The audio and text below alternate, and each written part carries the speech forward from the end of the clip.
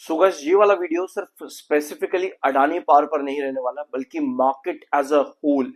इस वीडियो में हम पूरे मार्केट को यहाँ पर समझेंगे और अडानी पावर स्पेसिफिकली आगे जा करके कि क्या पॉसिबिलिटी, यानी कि एक तरफ मार्केट और साथ में अडानी पावर पर उसका क्या इंपैक्ट पड़ता देखने को मिल सकता है। खबरें बहुत सारी है अडानी पावर से रिलेटेड भी, मार्केट से रिलेटेड भी, और उन सब खबरों का इंपैक्ट एक मिक्स्ड रिएक्शन यहाँ पर दे रहा है और ऑलरेडी मिक्स्ड रिएक्शन चार्ट्स पर नजर भी आ रहे हैं।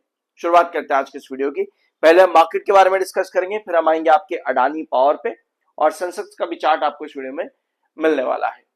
UAE holds trade deal with Iran. UAE holds trade with Iran after accusing Tehran of firing ballistic missiles. अब चल क्या रहा है यहाँ पर यूएस ईरान के बीच में, ओवरऑल मिडिल ईस्ट में क्या चल रहा है आपको मालूम है। ईरान और साथ में ओमान मिलकर के क्या कर रहे थे भैया, आगे स्टेट ऑफ हॉर्मुज किस तरह से चलाना है उसको लेकर के डील्स और बातचीत कर रहे थे। बीच में यूएस आया और कहता है कि भैया ये स्टेट ऑफ हॉर्मुज तो अब हमारी टेरिटरी हो चुकी है। उस बीच में यूएस ओमान को कहते हैं कि भैया अब तो हम तुम्हारे ऊपर हमला कर देंगे, बड़ा तगड़ा हमला करने वाले तुम्हारे ऊपर। इस बीच में ईरान के साथ में और यूएई के साथ में क्या होता है, यूएई कहता है कि भैया ईरान ने हमारे ऊपर बैलिस्टिक मिसाइल फेंकी है। ईरान तेहरान से स्टेटमेंट आता है कि भैया नहीं, हमने तो कोई मिसाइल नहीं फेंकी। लेकिन इस मिसाइल फेंकी है नहीं फेंकी है, इस बीच में एक टेंशन, और यानी कि एक centre of tension of centre या फिर सेंटर ऑफ टेंशन एक और क्रिएट हो चुका है यहाँ पर ईरान और अब के बाद यूएई के बीच में। ऑल दो ईरान लगातार मिडिल ईस्ट के कुछ देशों पर मिसाइलें गिर रहा था, रीजन उसका ये था कि भैया यूएसए के जो है वहां पर मिलिट्री बेसिस है, इस वजह से गिर रहा था। अभी आपको अडानी पावर के रिलेटेड कुछ यहाँ पर नहीं मिलने वाला है, तो थोड़ा सा स्किप कर सकते हो अगर आपको इस पार्ट के बारे में कुछ जानना नहीं है, थोड़ा सा स्किप कर लेना, आपको अडानी पावर आगे मिल जाएगा। ठीक है। Iran plans new state of Hormuz security bill. Iran कह रहा है कि भैया हम एक और नया सिक्योरिटी बिल लेकर के आएंगे स्टेट ऑफ हॉर्मुज के ऊपर, और स्टेट ऑफ हॉर्मुज अब बंद है, ये ईरान कह रहा है। लेकिन क्या ये नया बिल है, अब ये पहले तो ये समझ लेते हैं। पहले जो 14 पॉइंट ऑफ मेमोरेंडम दिया था यूएस को ईरान ने, वो मेमोरेंडम एज इट इज ही रहेगा, यानी कि 14 डिमांड्स जो थी ईरान की फ्रॉम यूएस वो एज इट इज ही है। लेकिन इसमें ईरान कह रहे हैं कि भैया जब तक यूएस हमारी बात नहीं मानेगा तब तक स्टेट ऑफ हॉर्मुज जो है वो बंद रहेगा, ये ईरान कह रहा है। अब जून एग्रीमेंट आप लोगों को मालूम होगा, मैंने लगभग एक हफ्ते पहले भी आप लोगों के साथ जून एग्रीमेंट को लेकर के एक वीडियो लिया था। यूएस ईरान के बीच में जो एग्रीमेंट हुआ था कि भैया इसके बाद अब ये एग्रीमेंट जो है खत्म हो चुका है, तो अब आगे लड़ाई पर चालू होगी। यही था ये एग्रीमेंट कि भैया जो सीज फायर है या फिर एक एग्रीमेंट हम फाइल कर रहे हैं कि भैया इसके बाद में क्या होगा। वो जून एग्रीमेंट जैसे एक्सपायर हुआ अभी इसी वीक ट्यूसडे को, कल के दिन, तो भैया वापस से मार्केट की टेंशन फिर शुरू हो गई कि भैया अब ये क्या करने वाले इस बीच के अंदर। ठीक है। और यूएस कह चुका है कि भैया अब ये स्टेट ऑफ हॉर्मुज हमारी नई टेरिटरी बन चुकी है, और इस बीच में तेहरान यानी कि ईरान एक और नई डिमांड लेकर के आ रहा है। 14 पॉइंट वही के वही रहेंगे मेमोरेंडम ऑफ अंडरस्टैंडिंग, जो पहले भी इन्होंने यूएस से डिमांड्स करी थी वो अभी भी वही है। और इस बीच यूएस भी अपनी डिमांड बना करके बैठा है, यानी कि दोनों एक दूसरे से डिमांड्स यहाँ पर लेकर के चल रहे हैं कि भैया हमारी ये डिमांड है, हमारी ये डिमांड है, लेकिन मानते दोनों में से कोई भी नहीं, तो आपस में लड़ना शुरू कर देते हैं। अब ये सारी सिचुएशन जो है अलग अलग सेक्टर में अलग अलग तरीके से इंपैक्ट कर रही है। अब अडानी पावर पर डायरेक्टली तो कोई इंपैक्ट नहीं पड़ेगा, कोई इंपैक्ट अडानी पावर पर डायरेक्टली है ही नहीं, लेकिन जब मार्केट में इनडायरेक्ट इंपैक्ट आता है सेल ऑफ के फेस में, सेल ऑफ के फेज में जब मार्केट पर इनडायरेक्ट डायरेक्ट इंपैक्ट पड़ता है, तो यस सेक्टर्स और स्टॉक्स वहां से दूर नहीं रह पाते, वहां भी आपको सेलिंग और प्रॉफिट बुकिंग देखने को मिलती है। अभी तक अडानी पावर में जो गिरावट चल रही थी उसके पीछे का रीजन डायगोनल ब्रेकडाउन था। मालूम है आप लोगों को कि किस तरह से 225 से लेकर के 202 तक हम गिरे, लेकिन अब 202 से लेकर के 208 की जो कहानी है, जिसे हम लोगों ने पिछले 2-4 वीडियोस में भी डिस्कस किया था कि 200 से 208 के बीच में स्टॉक कंसोलिडेट करने की कोशिश करेगा, ये जो कहानी है इसमें स्टेबिलिटी बननी बहुत ज्यादा जरूरी है। क्योंकि अभी तक जो गिरावट थी टेक्निकल पॉइंट ऑफ व्यू पे डायगोनल पर थी अडानी पावर में, लेकिन अब जो गिरावट आ सकती है वो सेल ऑफ की वजह से आ सकती है, जो मेजर सेल ऑफ शायद मार्केट में कंटिन्यू होता देखने को मिले। ठीक है। मैं फिर कह रहा हूं डायरेक्ट कोई इंपैक्ट नहीं है, लेकिन global crude oil volatility, cost pressure और साथ में मार्केट सेंटिमेंट स्विंग्स, इनकी वजह से आपको इनडायरेक्ट सेलिंग और सेल ऑफ भी देखने को मिल रहा है। और अडानी पावर बस इसी प्रेशर पर कहीं ना कहीं बना हुआ है फिलहाल मार्केट की वजह से। ठीक है, क्लियर है ये पॉइंट यहाँ पे। अब आते हैं आपकी कुछ खबरों पे। बर्नस्टेन ने Adani power, Adani green energy, Adani port को रिगार्डिंग एक रिपोर्ट दी है। आप लोगों के बहुत से कमेंट्स है अडानी ग्रीन के रिगार्डिंग, तो अडानी ग्रीन का स्पेसिफिक वीडियो मेरे चैनल पर ऑलरेडी अवेलेबल है, जाकर के आप देख सकते हो। अब आते हैं बर्नस्टेन की रिपोर्ट पर। बर्नस्टेन की रिपोर्ट कहती है कि अडानी ग्रुप के स्टॉक्स में आपको वैल्यूएशंस किस तरह की रहेगी, ये बर्नस्टेन की रिपोर्ट कहती है।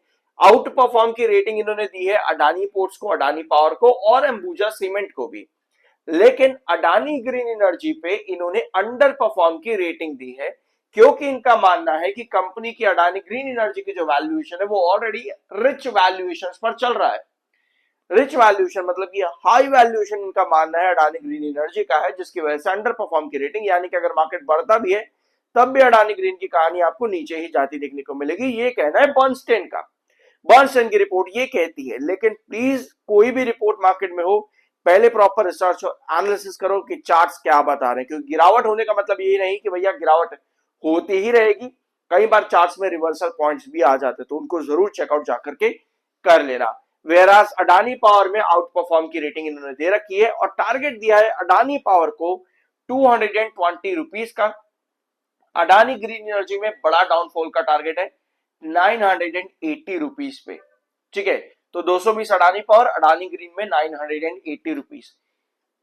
टेक्निकली अडानी पावर 46 के एमएफआई पर है, 37.5 के आपके आरएसआई है।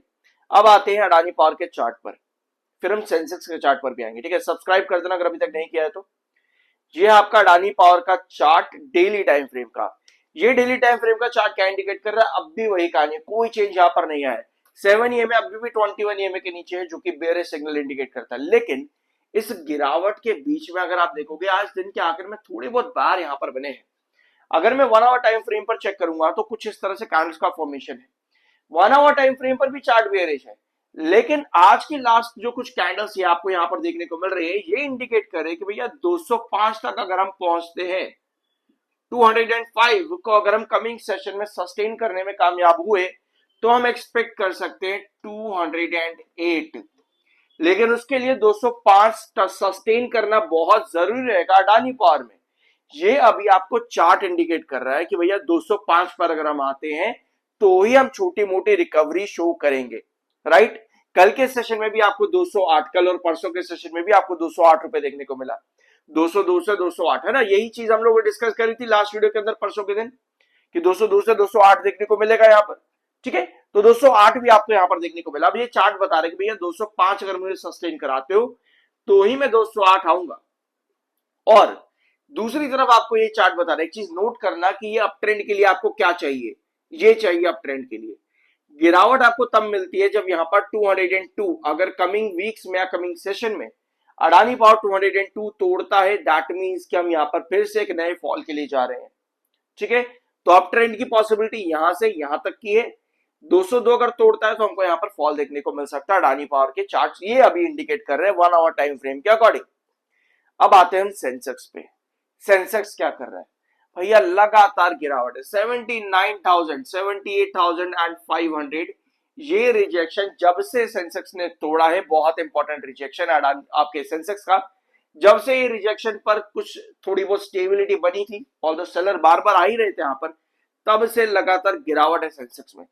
अब सेंसेक्स का चार्ट बता रहा है कि भैया आज के दिन जो हमारी क्लोजिंग आई है 76,800 के आसपास, 76,800, वैसे क्लोजिंग 76,900 पे है, लेकिन 76,800 ये बहुत इंपॉर्टेंट आपका ट्रेंड है सेंसेक्स के लिए। और आपका एक और इंपॉर्टेंट ट्रेंड सेंसेक्स में आता है लगभग 77,500।